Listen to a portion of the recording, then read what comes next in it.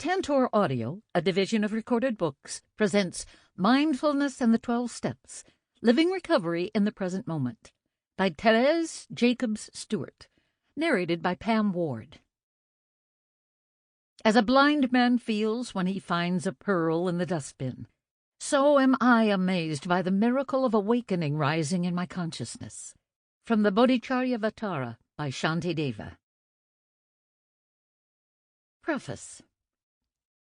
We meet Monday evenings at Mind Road's Meditation Center in St. Paul, Minnesota, one chapter in a nationwide community of 12 steps and mindfulness meetings. The room is soft with candlelight, scented by burning incense, and lined with black cushions on the polished oak floor. Our addictions are widespread: drugs, alcohol, food, gambling, cigarettes, or codependency. Everyone is welcome.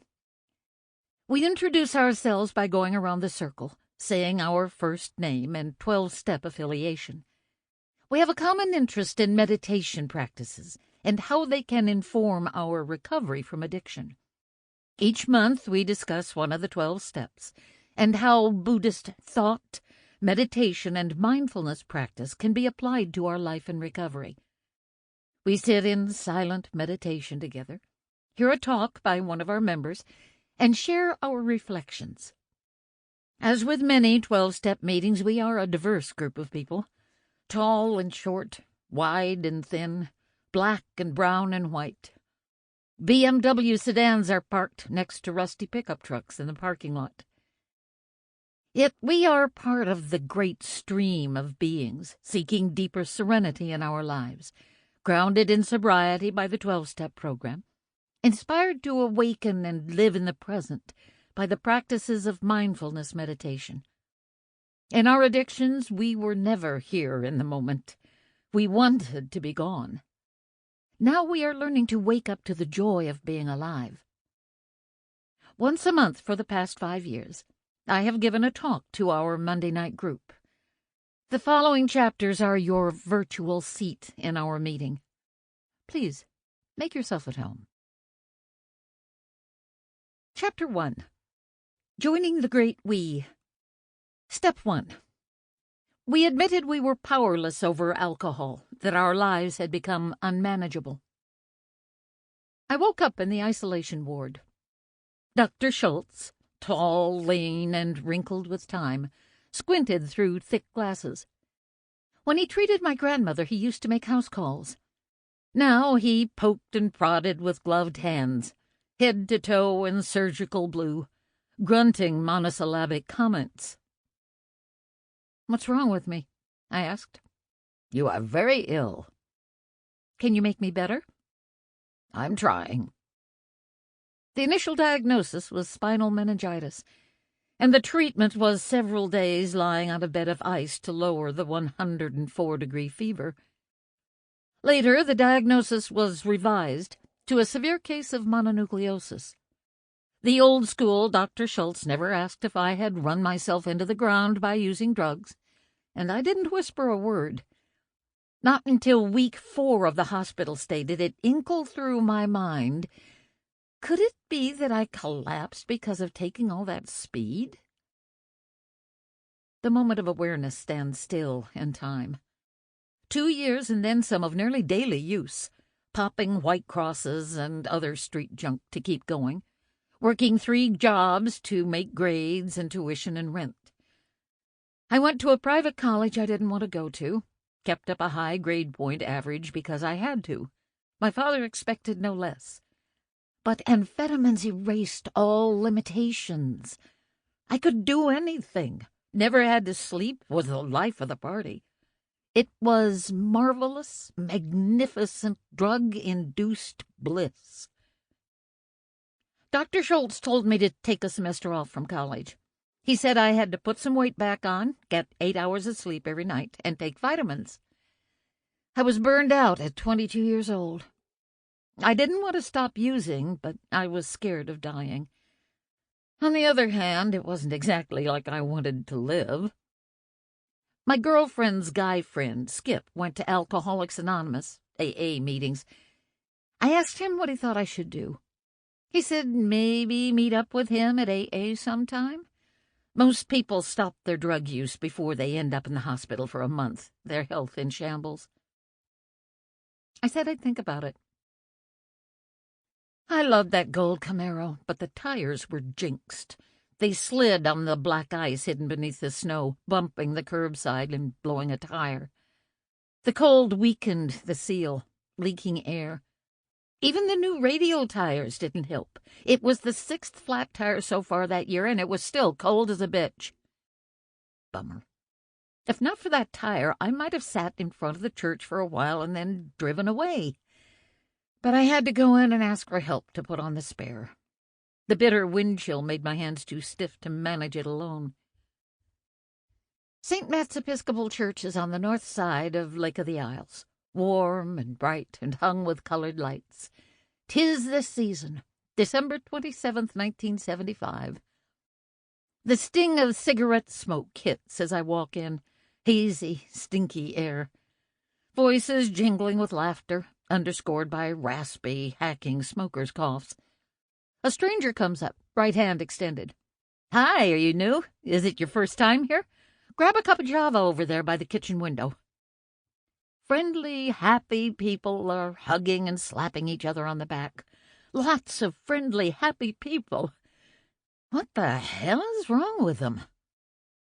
But it's kind of nice, comforting. Maybe I will stay for the meeting after all. There's the little flat tire problem to deal with. Skip said he'd meet me here, and I don't want to stand him up.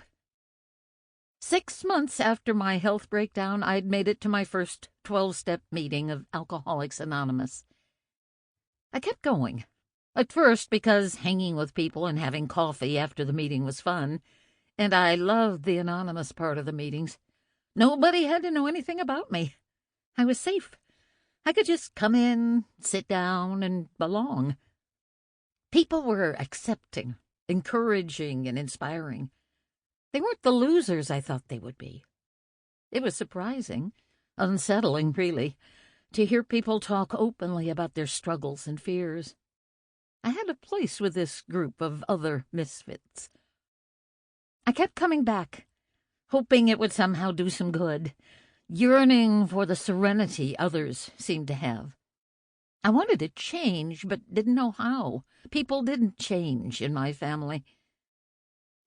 I come from, I now know, generations of Irish alcoholics.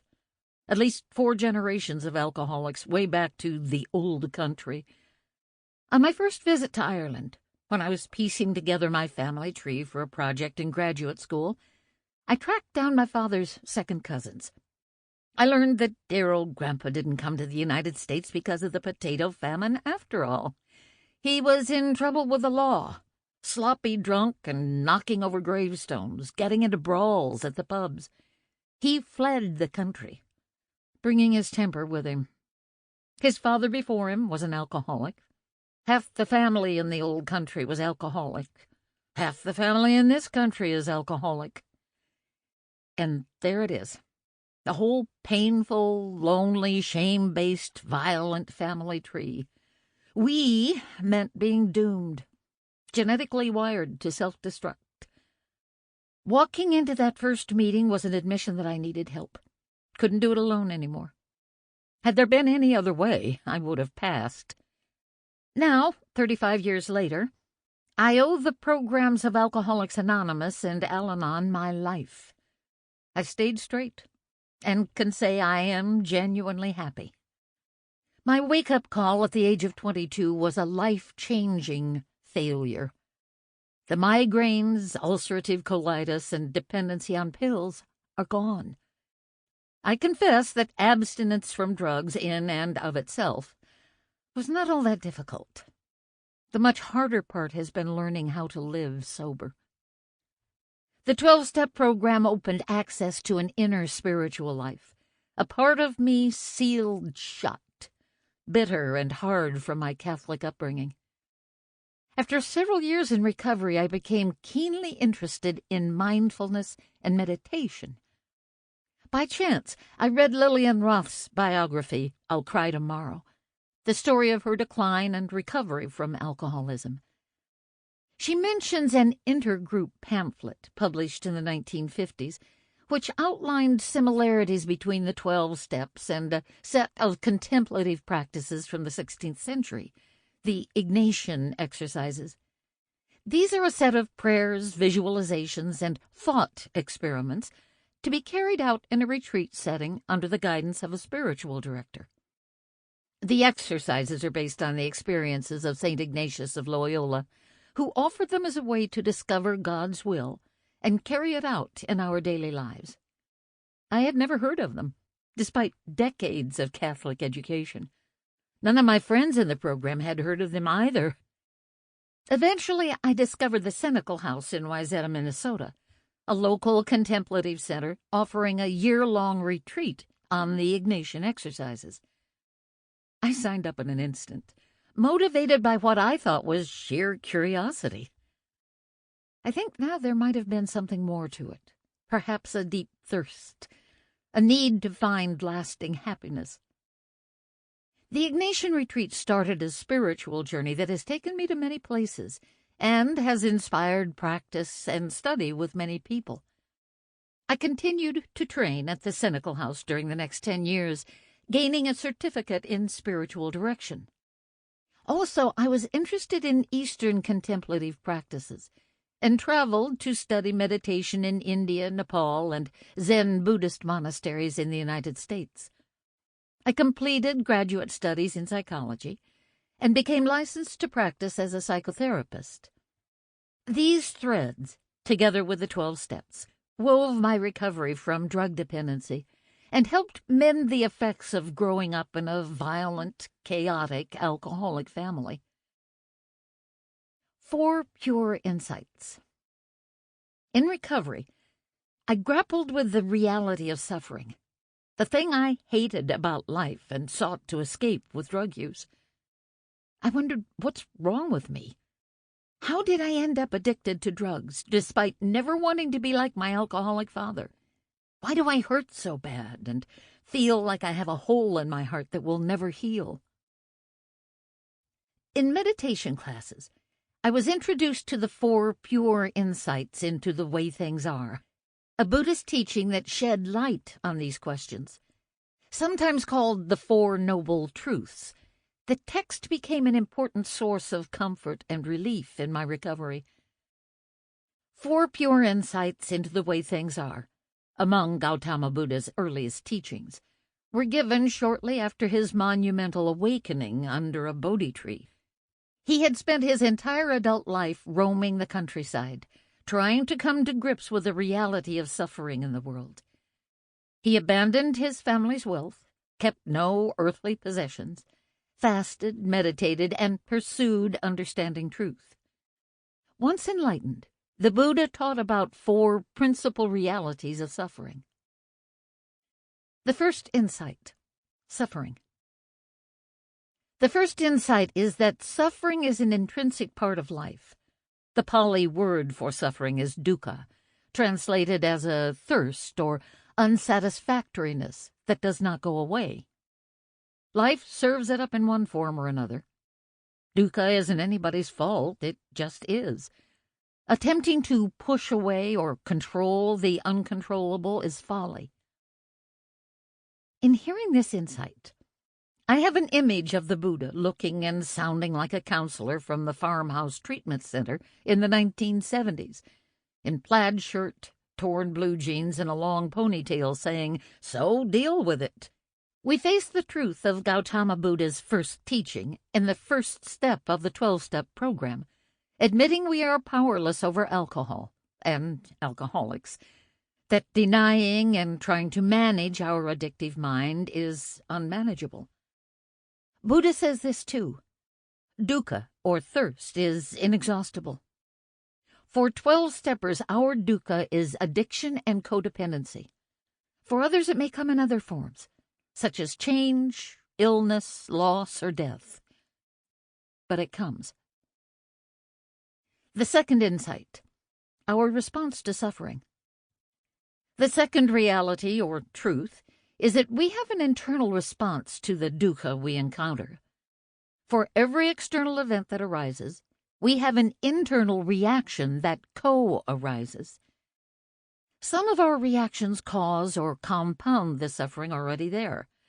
Examples include numbing out with drugs or alcohol, blaming ourselves or others, and trying to manage and control another person. We have our own personal brand of insanity, alive and well inside of us, not done to us by others. Buddha, like the founders of the 12-step program of recovery, encourages rigorous personal honesty and self-observation. He taught practices of mindfulness meditation to develop greater self-knowledge and self-control. The third insight, transforming our response. Third, we aren't doomed or stuck. We don't have to keep on suffering. Buddha says it is possible to transform our internal responses to the outside events we cannot control. Western neuroscience has confirmed this noble truth, showing in before and after brain scans that an ongoing practice of mindfulness and loving-kindness meditation changes our brain chemistry and activates our left prefrontal lobe, the brain's happiness center. If we are willing to deeply engage in spiritual practice, we will change, even down to the cellular level. The fourth insight, a path to transformation. The final insight is that there is a path out of suffering. The concrete practices of mindfulness, loving-kindness meditations, and ethical living open the way to a life of greater peace and happiness. The 12-step recovery program gives us specific steps to follow, practices that are amazingly similar in spirit, if not in language, to those of Buddhism. Further, the Buddha says it is noble to stay with our human experience of suffering. Through it, we connect with all other beings. A great joy. What? Usually suffering shrinks our world, occupied only by me and my misery, thank you very much. When dukkha's, thirsts, such as loneliness, addictive cravings, or angry feelings take hold, we got lost in our own bubble of pain and separateness. Buddha's insight was that believing we are unique and alone is a basic human delusion. Releasing the delusion of separateness. The double life of my addiction created a wall between me and others. Between the ages of 16 and 22, I used regularly, but secretly, and was proud of it. I maintained an honor roll grade point average, never missed a payment for my Camaro, and worked 3 part-time jobs to pay my college tuition. Okay, so I was late to work a few times. Maybe more than a few times. Maybe I didn't show up once in a while. Outside, solid citizen. Inside, jumbled-up head case. Ulcerative colitis, migraine headaches, anxiety, and a closet amphetamine user. No one had a clue until I broke down and landed in the hospital. It had been a quiet, hidden path of utter self-destruction. When I heard the first step of Alcoholics Anonymous, we admitted we were powerless over alcohol and drugs, that our lives had become unmanageable. The "we" word was like the sound of a foreign tongue. Strange, unfamiliar, like a pungent, tart lemon drop. Your eyes water from the sour taste. Then you want another one. Although I recoiled from the idea of being part of a "we," I yearned for it, too. In 12-step meetings, I was surprised to hear how many others felt cut off and alone, too. Even the delusion of separateness is a shared delusion. Tenshin Roshi Reb Anderson, senior Dharma teacher at San Francisco Zen Center, says it like this. You think that everybody's in the whole big world out there, and then there's this little separate bump over here, and that's you. I first heard him talk about this nearly 15 years ago. At that time, I thought, you bet that's the way it is, no doubt about it. In my family, I felt not only separate, but more grown up than my parents. We, meaning my sisters and me, were attempting to get my father recommitted for alcohol treatment. It would be the 11th time. My younger sister Anne called in the middle of the night, sobbing in fear and anger. "He's pounding on the door, hollering and swearing at me. The lock is going to give. Mother's in bed with a headache." The usual story. She was in danger. He would hurt her. He was violent when he was drunk, funny and charming when sober, a pillar of the church community. "Crawl out the window and run to the corner of the block next to the Simses' house," I said. "Bring your clothes and stuff for school. Watch for my gold Camaro. I'll be there to pick you up in about 30 minutes. Don't try to talk Mother into coming with you. Just leave." I lived in an apartment by Lake Calhoun with my sister Cecile, 2 years my senior, both of us under 20. That weekend, as the three of us talked, we decided it had to be done. Our plan was to call the social worker in charge of his case and sign papers to have the court send my father back to Anoka State Hospital. It was a wrenching decision. Anoka State Hospital stunk with all the crazies peeing in their pants and not enough staff to take care of them. The food was gross. The court had sent Dad there for his 10th treatment because he was violent, had threatened us, and then tried to kill himself with his gun. The judge could bounce him back in with the stroke of a pen.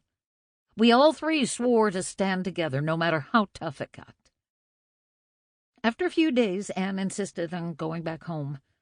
She wanted to sleep in her own bed, see her friends at school. She promised not to tell Mom what we were planning. Once the judge signed the papers, the sheriff's department would escort my father to the hospital. No doubt it would be another ugly scene. Last time they dragged him away in a straitjacket, hollering like a wounded wolf. All the neighbors heard, I'm sure. The following Friday afternoon, the social worker called.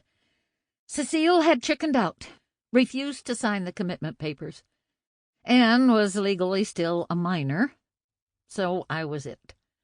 The woman informed me that no one was home when the sheriff arrived at my parents' home that morning. I would later find out that Anne, feeling bad for Dad and scared of the possible repercussions of our plan, had spilled the works. My mother drove my father to Canada for the weekend to escape. The social worker enunciated slowly, each word firm and to the point. "I don't think there is anything more you can do. It's obvious your father doesn't want to get treatment, your mother's enabling him, and your sisters do not agree with what you are doing. You need to give it up, get a life, go to Al-Anon." I hung up, numb. Then I lay on the floor of the living room, unable to get up, cocooned in despair, alone. A bump on the side of the road while the rest of life passed by. Admitting our suffering, opening to community. Perhaps many of us have dragged ourselves through the door of our first 12-step meeting, frustrated, impotent to change the addicts or alcoholics we love, admitting by our very presence that going it alone had failed us.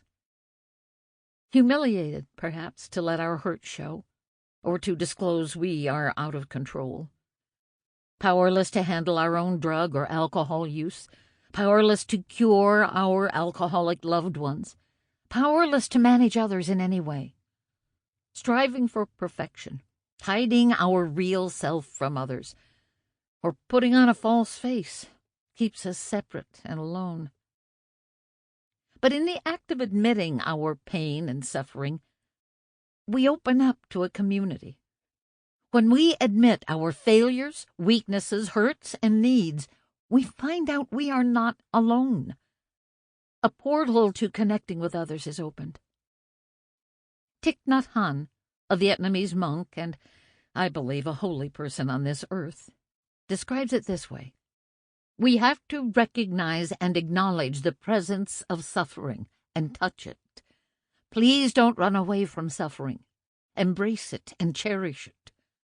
To do so, we need the help of friends in the practice. A fundamental teaching of mindfulness and Buddhism is that we are interconnected with all beings, all life forces. Believing we are separate, that I do not affect you and you do not affect me, is a delusion. This is depicted in the story of Gautama Buddha's moment of enlightenment, which goes something like this. Gautama is sitting under a beautiful Bodhi tree, meditating and maybe chanting Om after years of wandering, searching, and nearly starving to death. He is wrestling with his inner demons, watching them torture his mind. He touches the ground with his fingers, and as he does, the earth rumbles, rising to meet him. All of his suffering and distress falls away. In that moment he is awakened. He avows, I, together with the great earth and all living beings, attain the way at the same time. Buddha's enlightenment happens in concert with all beings, not alone. He declares his understanding that we are part of the great we, alive in a world of interbeing, meaning that our existence is a shared experience. When we walk into a 12-step meeting and take step 1, we too touch the ground and experience the fellowship there to meet us.